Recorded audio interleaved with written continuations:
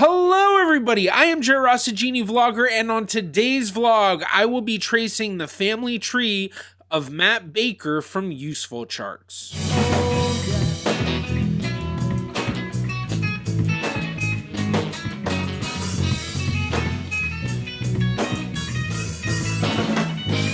Welcome to a new season of YouTuber Family Trees, where I trace the family trees of other YouTubers. This season's guest is Matt Baker from Useful Charts. Useful Charts is a channel which covers all sorts of amazing topics by using visual charts to help explain the story, with a lot of his videos focusing on genealogy and family trees. Matt actually participated in what was known as Project Genealogy, a collaboration amongst genealogy-related channels, and his video was all about his family ancestry. In that video, Matt discussed his family ancestry and focused on 3 lines of the family, so there's a lot that he didn't talk about in that video. And when I asked Matt about how in-depth he had done the research in doing his family tree, he'd actually said that he didn't do too much and that there was still a whole lot available to find. So I was ready to dive in. Now, Matt has a pretty extensively built tree, as I mentioned,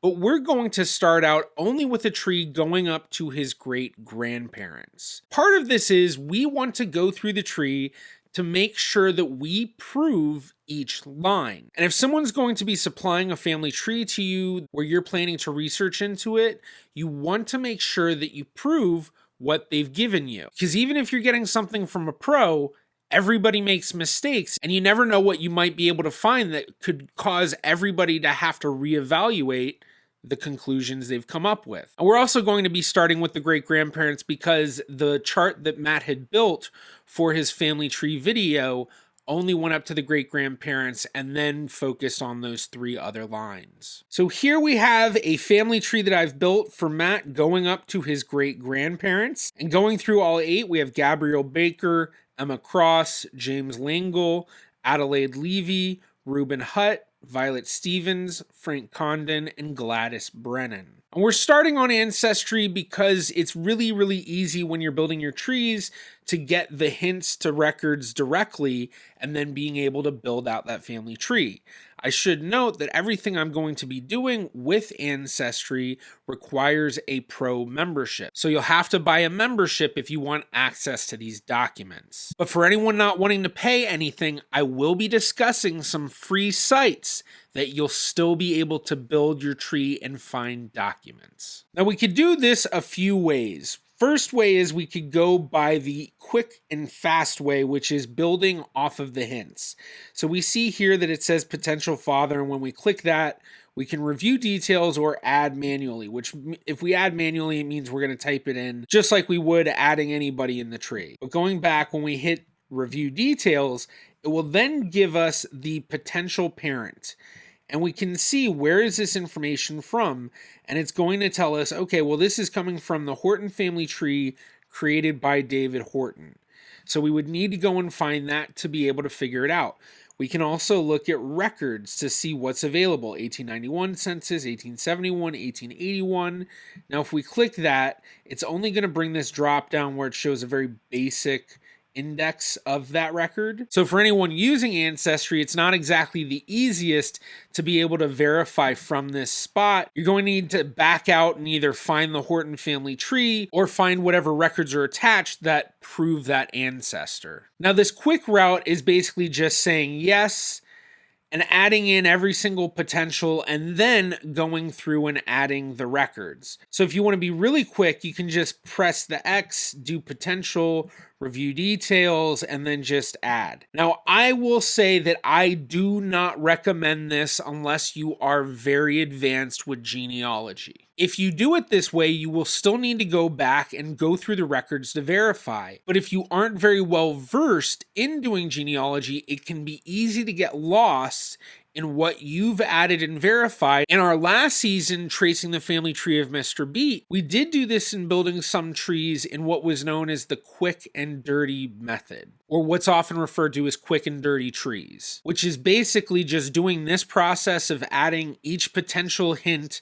without verifying, and then focusing more on seeing how you can connect genetic matches. But we don't want to do that here because we're verifying a tree. We're not trying to do quick matching for genetic genealogy. So what's best to do is go through your hints. You build what you know, and then you get the hints, and it will often lead you to a lot of documentation that will give you what you need. Of course, that's not always the case, and it's very common for there to be very minimal or no documentation available. But once you've passed that hint stage, that's when you're going to go into the searching phase. That's basically where you're going into the search engines of these different sites that have documents and records or whatever thing that connects genealogically, and then searching the names or places or whatever to help find documents on what you're looking for. And the difference between the searching phase and the researching phase is the searching phase is just generalized searches where you're going on a search engine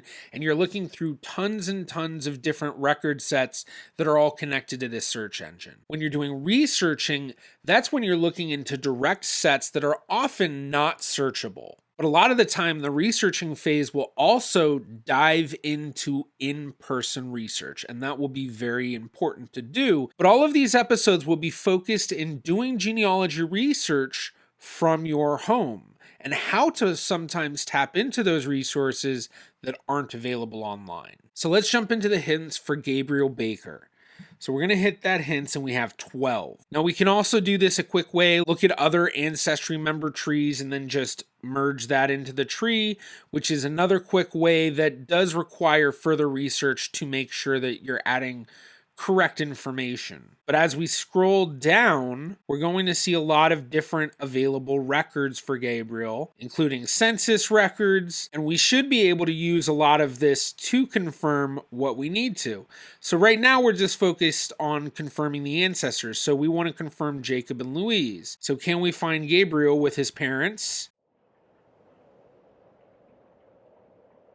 So since we don't have any hints, now we should try to go into the searching phase. So we're going to actually search on a free website called Family Search. Now, Family Search is a website that is actually run by the Church of Jesus Christ of Latter-day Saints, or what's more commonly known as the Mormon Church. But it is a truly great website for learning your family ancestry, and they do a whole lot and have a lot of records that aren't available on other sites. So here we have the search page for Family Search, and so we're just going to put in Gabriel Baker. So for year, birth 1860, and we're just going to search. Now this is a very, very common name, so what we'll want to do is we'll want to focus on Nova Scotia. And as well, because we know it's 1860, I'm going to make the year range 1859, 1861. And then here we see we have the Find a Grave Index. And there we also have the Canada-Nova Scotia marriages. And who do we see? Parents, Father Jacob, Mother Lucy, spouse Emma Cross, and then we see a few others. Those are probably witnesses. So going back real quickly, Father Jacob, Mother Louise, Elizabeth Lucy. So she has a few names, but yeah, Lucy's there. But then big thing, Emma Cross is the wife. So when we go back, we can actually look at the record. So this is an image. So when we view the image and we get this message, it's courtesy of the Nova Scotia Archives. So we could learn more about that. And we're going to need to zoom in here to find it. And it's the third one down here, number 157. So we see October 27th, Lunenburg, which is the county in Nova Scotia. We see that it's by the Baptist Church, so they're Baptists. We see Gabriel Baker, Emma Cross. We go up a bit, we see residents of the marriage and where born, and both were in Tancook, which is Tancook Island. Now, unfortunately, there's no way to get rid of this little image thing, so we got to kind of go up and down a bit. But then we see we have the parents for both of them. We have Jack and Lucy, and then we have John and Isabel. Then we see rank or profession, farmer and farmer. And then here we have the witnesses and officiating minister. So this record certainly confirms that Emma Cross and Gabriel Baker were married, and it confirms Gabriel Baker's parents. And if we really wanted to make sure that this was truly correct, we could keep going further and try to find more records. Could we find the birth record for Gabriel? Could we find any other possible record sets that might correlate Gabriel to his parents? Maybe his death record gives more information as well and shows the parents' names, and that would then be correlating evidence, correlating records that all show the same thing. Now, sometimes when you go through the different hints available in Ancestry for the family member trees, you can find some really good stuff. And the main focus when you do that is to look at what records they have connected to those trees. And if you're really lucky, you'll find somebody who also is connecting records from outside of the Ancestry system to their profiles.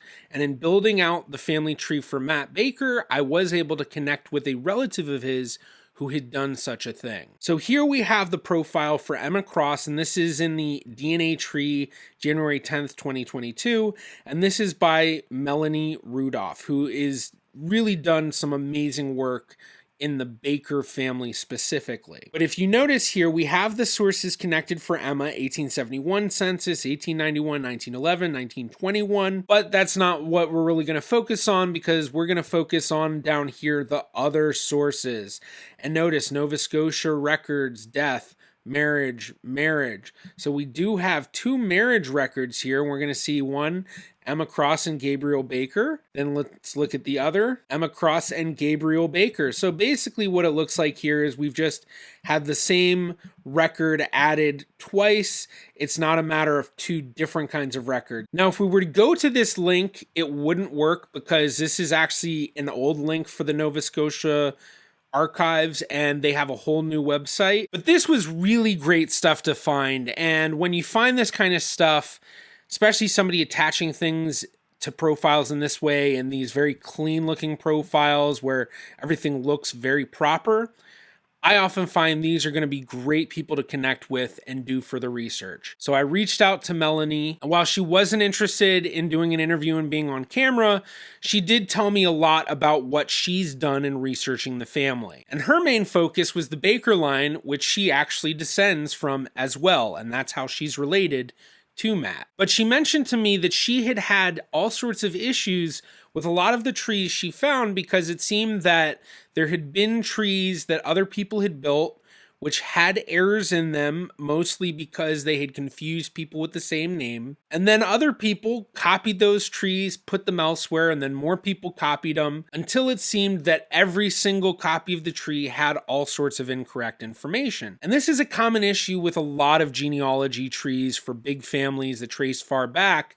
Somebody will do research, they'll come to some sort of hypothesis that really is not a sound hypothesis. It does not fall into the genealogical proof standard. But then others will copy that, and a lot of people will base things off of how often they see it.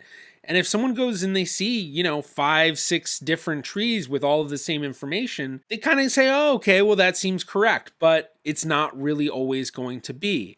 And that's what Melanie found. And she dove really deep into the tree, going through the Nova Scotia archives, and was able to rebuild the Baker family tree as best possible with correlating evidence from all sorts of places. But one of the best things Melanie supplied to me was a pin board that she had made, which had links to all sorts of record sets that were online that she had used in her research. So here we have that pin board, and there is a lot available. We have different records that's on Ancestry, which, if you notice, it says ancestry.ca. But then here we have the new website for the Nova Scotia archive. So I mentioned that link wouldn't work before. Well, this is the new website, and this is how we would be able to go through it. So let's say that we were looking for Emma Cross like we were. Well, going down here, we see Gabriel Baker and Emma Cross. We can view the marriage record, and there's that same record we've seen. Going back to the link board, though, we still have a whole lot more. We have Canada birth and baptisms through Family Search. We have Nova Scotia church records also on Family Search. And then we have all just sorts of different record sets. There's a whole lot of stuff on here. and a lot to go through. But from here, we're going to build out Emma's tree further. We're going to go our typical route through the hints, even though we know we have that tree for Melanie. And when we do the hints, if we wanted to add Melanie's tree and it was connecting, we'd click review and it'd come through there. But for this one, we're actually going to go down and we're going to use Find a Grave. Now, I've mentioned Find a Grave in other videos in different contexts, and it's a pretty good website to be able to build family trees. So here we see Emma Cross. We can add more information. Here we have her father, John Cross, mother, Elizabeth Isabella Cross. Now, I should say that Ancestry goes by maiden name, and it's obvious Elizabeth Isabella Cross's maiden name is not Cross, but we'll find that later. Then we have spouse Gabriel Baker. Yep, we know that. And now we have the improved profile. But now we're going to speed things up, and we are going to add stuff through Melanie's tree. And so when we go to review trees, we see that tree here, and we could select others, but we're just going to focus on hers because we know that she's done the sourcing and the records for it. But even so, we'll still want to look at all the records as we go through each generation. So let's add all this in, and it's going to be the same thing as what we've done before. So we have John Cross, got a little bit of different information which we can add in. Then we have the mother. So here we see her maiden name, Baker. Well, interesting. Baker, we know that Matt's obviously a baker on another part of his family. And this is actually going to lead us into a discussion that we're going to have in a later episode in this season. So from here, we're going to continue with the cross line. So we're going to go to John H. Cross. We're going to go to hints once again. So we're going to want to add in the parents. So I'm going to just do a quick peek, potential father and potential mother. So we have Henry Cross and then potential mother, Eunice Whitcomb Bezenson. So now we want to see, can we find records to match that up? So we see we actually have this North America family histories. So let's see what this says because it seems to show his family tree. So here we see descendants Eunice W. Bezenson. That's who we were thinking about before as the mom.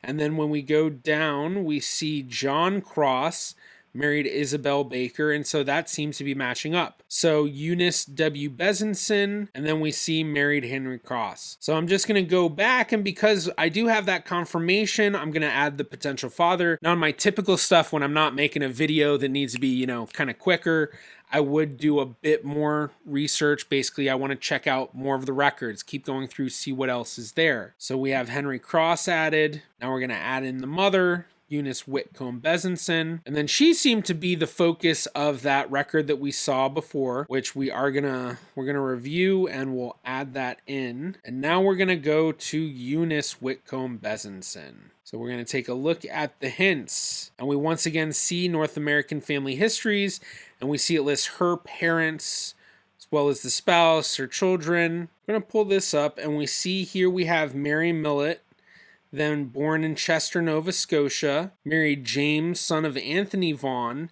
He was drowned June 20th, 1804. Then she married on April 4th, 1805, George Bezenson, and they lived in Chester. And these are their children, and we see Eunice Whitcomb Bezenson. So it looks like if we follow the records from this North America Family Histories 1500 to 2000, it's going to take us very far up the tree, specifically through Mary Millett's line. So now I've added in everything from that North America Family Histories for Eunice Whitcomb Bezenson, and now we're going to take a look at her mother. And we see that that's connected here already because I've done that, but then we see a different connection here. History and genealogy of the Houghton family. So here we see on the right side, we have children of Henry Cross and Eunice Whitcomb Bezenson. Right above that, children of George Bezenson and widow Vaughan, Mary Millett. Eunice Whitcomb, born January 29th, January 1806, married Henry Cross at Lunenburg. So then when we go over to the left and go down, we see children of George Millett and Mary Houghton. And the first one we see, first Mary, born at Chester, 20th December 1776, married James Vaughan, son of Anthony, 20th June 1804. James Vaughan being drowned, she married George Bezenson. So here we have that generation of Mary Millett, and then that goes up here, and we get to children of Captain Timothy Houghton and Eunice Whitcomb. And in that, we see second born is Mary, born at Bolton, Massachusetts, married George Millett, 4th of April, 1775, by the Reverend John Seckham, who came from Harvard with her father. Now, this is allowing us to trace really far back on this line to what seems to be Matt's Canadian immigrant ancestors. So the family that immigrated from the US to Canada. And this will be a story that we dive into on the next episode. But before we do end this episode, I do want to show very quickly that one thing we can also do when DNA testing is done is correlate through DNA testing. Now, if you're like Matt and you've done a test on Ancestry, you can do ThruLines. Basically just connect your family tree to your DNA profile, and then you'll be able to do ThruLines. And ThruLines is just a feature that Ancestry has, which shows you all of your different ancestors and then lists all of the different matches that you have in the Ancestry database who descend from those ancestors and also match you through DNA. So here's the page for Matt's ThruLines, and we can see just by hovering over that we have one DNA match that matches through his grandparents. So he has a first cousin who's tested only on his dad's side, but then we see on his mom's side, no first cousins. Now here we have the great grandparents who we're just looking at, and we do see that he has 5 DNA matches through his second great grandparents, Gabriel Baker and Emma Cross. And then through these great grandparents, he has 7. Through these great grandparents, he only has 1 match. And then through these great grandparents, he doesn't have any. But then when we get into the second great grandparents, we can hover through and see again. We have 32, 35, 19, 19, 21, 31, and then into the Huts. Now we're starting to get some 8, 26, 18, 9, 1, 1, and 1. So let's take a look at the Hut. So here we see that Richard Hutt, father of Reuben Hutt, who's the great-grandfather of Matt. And then we see that Matt has 2 matches through Reuben's brother Clifford, 1 match through Reuben's brother Roy, and then 4 matches through Reuben's sister Ivy. So this is another quick way to be able to go through and confirm that family tree. Now that's it for today's episode, but on the next episode, we'll be diving further into the family story for Captain Timothy Hooton and Eunice Whitcomb, who are Matt's ancestors that immigrated from Massachusetts to Canada in the 1700s. If you'd like to get a bit of a preview for what's coming up in the next episode, be sure to check out this episode right here where I traced Mr. Beat's family tree to his colonial ancestry. And if you enjoyed this video, please be sure to give it a thumbs up. That really does help me out. You can click right about here if you'd like to subscribe. It is completely free to do so. And you can follow me on Facebook, Twitter, or Instagram at GeneaVlogger. I'm the GeneaVlogger. See you in my next video.